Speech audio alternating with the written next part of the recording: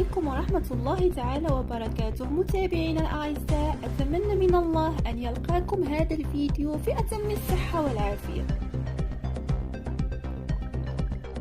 وفي آخر مستجدات مقتل طالب أنوار داخل شقته، وتصريحات تؤكد أن السبب هو بدافع الانتقام، حيث صدمت ساكنة حي مسنانة بطنجة أمس يوم السبت على هول جريمة شنيعة، حيث عثر على الشاب أنوار مذبوح من الوريد إلى الوريد في شقته.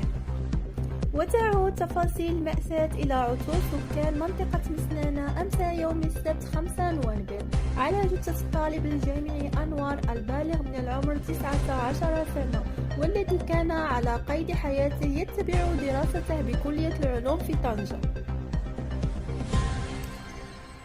وفور عثورهم على جثة الطالب الذي ينحدر من مدينة العرائش، قامت الساكنة بإشعار المصالح الأمنية، والتي بدورها انتقلت إلى عين المكان رفقة عناصر الشرطة العلمية وسيارات إسعاف تابعة لمركز الطب الشرعي.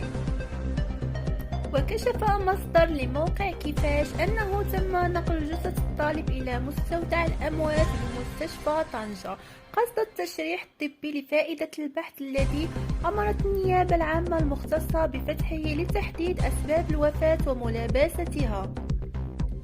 ولا زال التحقيق مع أصدقاء الضحية مستمر إلى حدود الساعة. وأيضا تضامن رواد مواقع التواصل الاجتماعي معلقون على المقطع بالهاشتاغ كلنا أنوار، مطالبين بإلقاء القبض على الجاني وإنزال أقصى العقوبات في حقه. أعجبك الفيديو؟ لا تنسى الإعجاب والاشتراك في القناة.